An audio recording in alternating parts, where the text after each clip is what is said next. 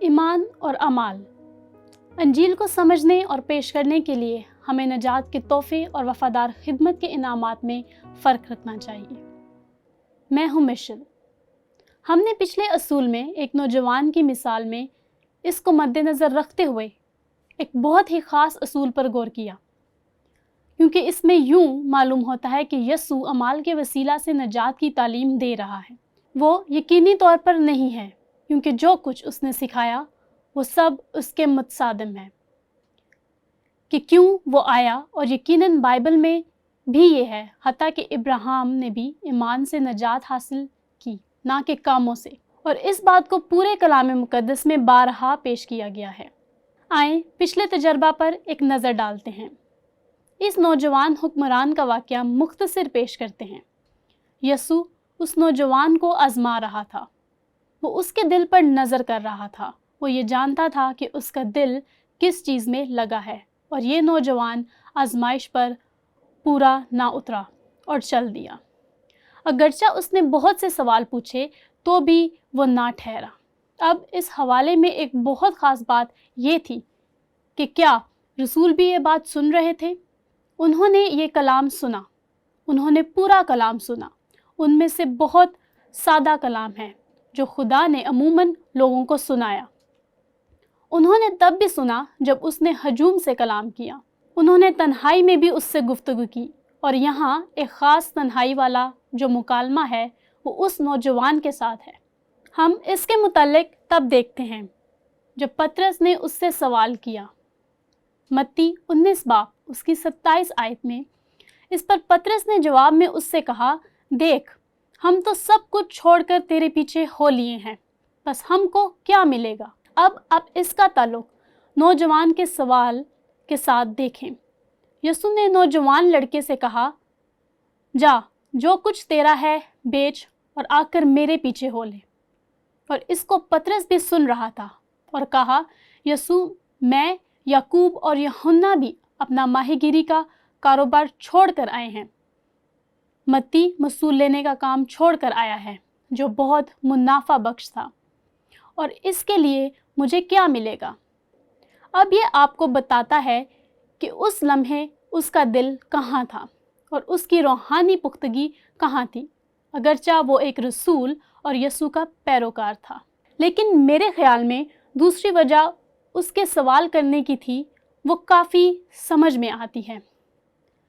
یروشلم کے علاقہ میں ایک مصیبت تھی اور لوگ یسوع کو مارنا چاہتے تھے، اور رسول یسوع کے پیروکار تھے، اور اس لیے ان کی زندگیوں میں ایک قسم کا خطرہ منڈلا رہا تھا۔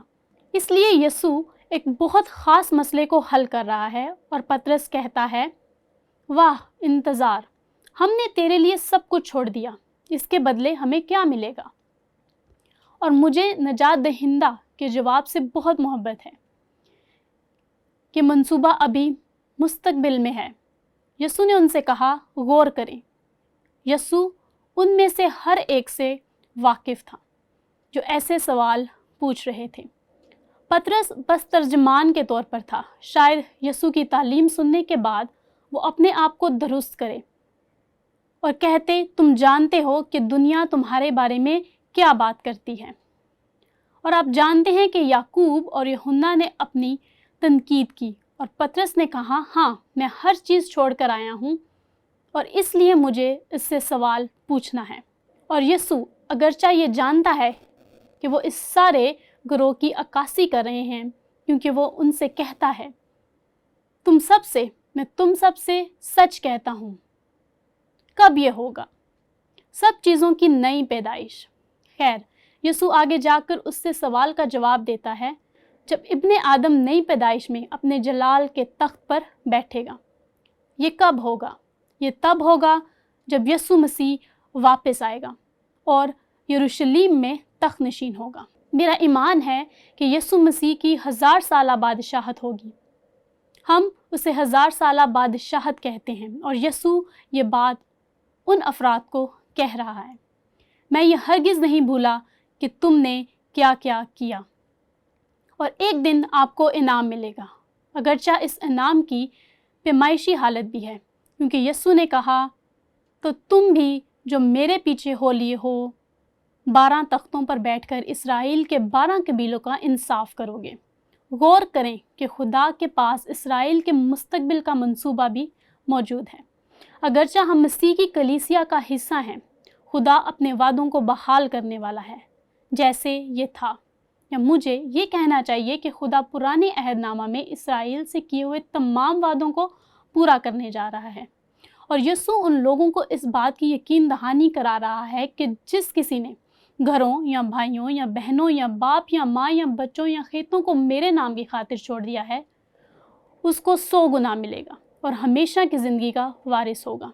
न सिर्फ तुम लोगों ने अपना सब कुछ छोड़ दिया, बल्कि तुमने मेरा यकीन किया, और यकीनी तौर पर ये वही सच्चाई है जो पूरे कलाम मुक़द्दस में नज़र आती है।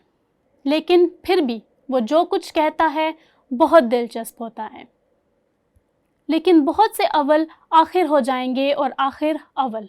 और फिर इस मिसाल के लिए एक तमसील पेश करता है।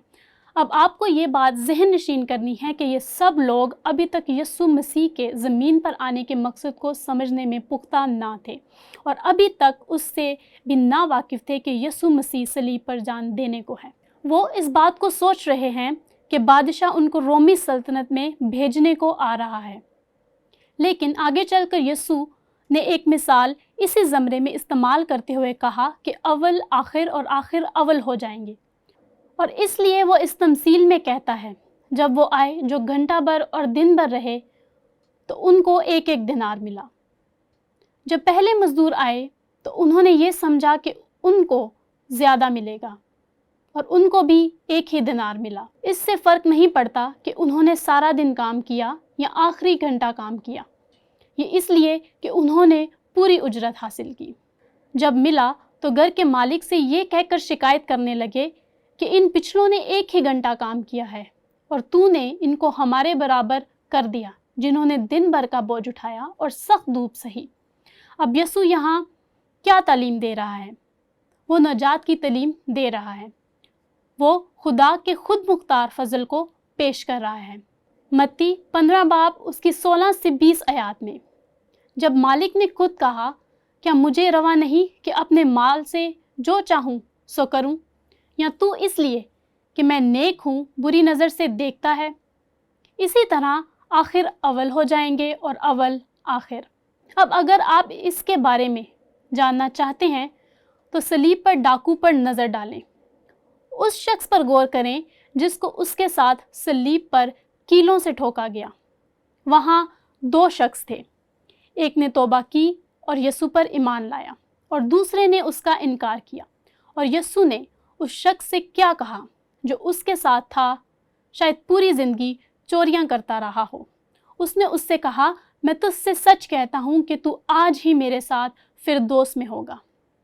इसी पहलू में नजात के ज़िम्रे में और खुदा के खुद मुख्तार फजल में हम सब खुदा के चुनाव में एक हैं, और खुदा हमें ईमान लाने के काबिल बनाता है, यहाँ तक कि हम इब्तिदायत में से गुजरने से पहले आखिरी लम्हा तक।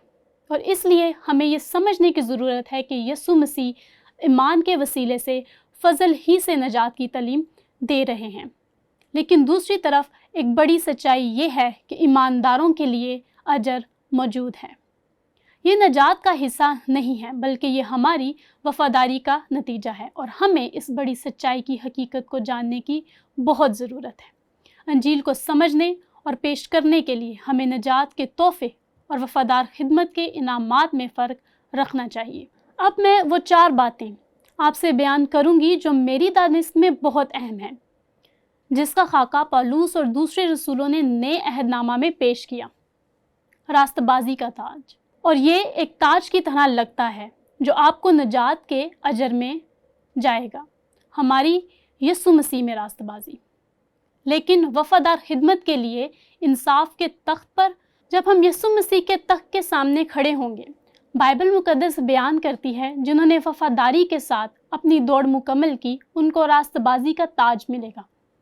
ये वो ताज होगा जो वफादारी का अजर होगा, फिर ज़िंदगी का ताज होगा। अब ये ऐसे लगता है जो अब्दी ज़िंदगी को बयान करता है। क्या ऐसा लगता है? ज़िंदगी का ताज यसु मसीह के मुताबिक ये उसके लिए है जिसने एज़ा रसानियों में साबित कदमी दिखाई। और मेरा ईमान है कि इस दुनिया में बहुत से ऐसे ईमानदार हैं जो इस ताज को हासिल करेंगे, क्योंकि बुनियादी तौर पर मुझे एज़ा रसानी की समझ नहीं है। और वो ईमानदार जो दुखों में साबित कदम रहे और अपनी ज़िंदगियाँ पेश करते हैं, उनके लिए ये ज़िंदगी का ताज होगा।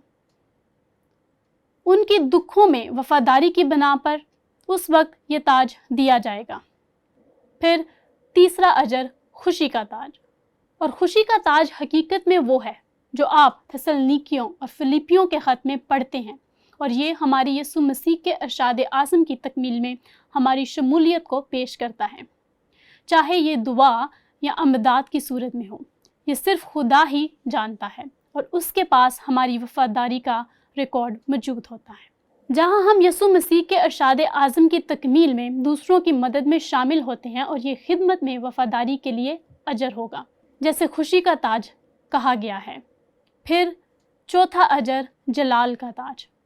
और ये बुनियादी तौर पर उस बयान से ताल्लुक़ रखता है जिसका ज़िक्र पतरस के ख़त में करता है, और ये वफ़ादार चरवाहों और पासबानों के ताल्लुक़ को पेश करता है। और उसका ये मतलब भी नहीं है कि ये उन लोगों के लिए है जो पूरे तौर पर खिदमत में हैं। ये बिल्कुल आसानी से उन तमाम वफ़ादार पासबानों के लिए है जो खुदा की कलीसिया की तरक्की में मदद करते हैं। और फिर ये अजर होगा। और इसलिए इन इनामात के बारे में सोचें, लेकिन ये हमारी नजात का हिस्सा नहीं है, बल्कि हमारी नजात के नतीजे में है। इसलिए ये बहुत दिलचस्प है। मेरे ख़्याल में इसका ताल्लुक़ यीशु मसीह की पूरी अंजील के पैगाम से है। और क्या आप जानते हैं कि हम सबको इसमें खुशी मिलने वाली है। और इस तमसील के मुताबिक वहाँ हसद ना होगा। इस ताल्लुक़ से मैं एक ज़ाती मिसाल पेश करती हूँ। मेरा पोता जो कि एक अच्छा एथलीट है और बुनियादी तौर पर वो जिम्नास्टिक में शमूलियत इख्तियार करता है, और मैंने सुना और तस्वीर देखी जहाँ उसने कौमी जिम्नास्टिक मुकाबलों में 3 गोल्ड मेडल जीते। मगर एक दिलचस्प बात ये थी कि पूरे ख़ानदान में किसी ने हसद ना किया। हम सब उन इनामात के लिए बहुत पुरजोश और खुश थे जो उसने जीते, बाशमूल उसके भाई, छोटी बहन और वालिदैन। और इसी तनाज़ुर में मेरा ख्याल है कि जब यीशु मसीह अपने अदालत के तख्त पर होंगे जहाँ ताज दिए जाएंगे, हम सब दूसरों को ताज मिलने पर खुश होंगे। मुझे आपके बारे में नहीं पता, मगर वहाँ मैं ज़रूर खुश होंगी, और इसके साथ उस लम्हे अब्दियत में लुत्फ़ अंदोज़ होंगी। अब सवाल, हमें नजात के तोहफ़े को जो हमको ईमान के वसीला से मिलता है और अब्दी अजर जो हमें वफ़ादार खिदमत के लिए मिलता है, उनमें फ़र्क करना क्यों अहम है? क्योंकि ये अब्दी ज़िंदगी का मामला है, रूहानी ज़िंदगी और रूहानी मौत। और बदकिस्मती से आज बहुत से लोग, ख़ासकर मजहबी कायदीन, और तालीम दे रहे हैं कि आपको नेक अमाल से नजात मिलेगी। दरअसल मैं माइक के बारे में सोच रही थी। आप आज रात हमारी इस मीटिंग में मौजूद हैं, और ईमानदार होने से पहले आप इस कारोबारी दुनिया में एक बहुत ज़िम्मेदाराना मुकाम पर थे, और आपकी सेक्रेटरी आपके पास आती है और कहती है, अगर आज रात आपका इंतकाम हो जाता है तो आपके पास कौन सी ऐसी वजह मौजूद होगी जो आप आसमान की बादशाही में दाखिल हों। खैर, मेरा ख्याल है कि मेरे अच्छे काम मेरे बुरे कामों से ज़्यादा होंगे, वो चीज़ें जो मैंने ठीक नहीं की, और मेरे ख्याल में आप उसकी तरफ मुड़ें और कहें, शायद आपके लिए ये सच है, लेकिन हकीकत यही है। इस मजहबी निज़ाम में सिखाया गया, और ये लोग अपने आप को मसीही कहते हैं, और आपने इस बात को दरियाफ्त किया कि बेशक मसीह पर ईमान के वसीले से निजात है, और यही वजह है जिसमें एक अहम फ़र्क है। पालूस इसको बहुत खूबसूरती से इफ्सियों में बयान करता है। इस सब को एक साथ रखते हुए कहता है, क्योंकि तुमको ईमान के वसीले से फजल ही से निजात मिली है, और ये तुम्हारी तरफ से नहीं, खुदा की बख्शिश है। और ये उतना ही वाज़ेह है जितना आप कर सकते हैं, लेकिन कामों का क्या होगा? खैर, वो इस बात को हमें बताता है क्योंकि हम इसी की कारीगरी हैं, और मसीह यस्सु में ان نیک اعمال کے واسطے مخلوق ہوئے۔ یہاں میں اس اصول کو براہ راست پیش کر رہی ہوں، انجیل کو سمجھنے اور پیش کرنے کے لیے ہمیں نجات کے تحفے اور وفادار خدمت کے انعامات میں فرق رکھنا چاہیے۔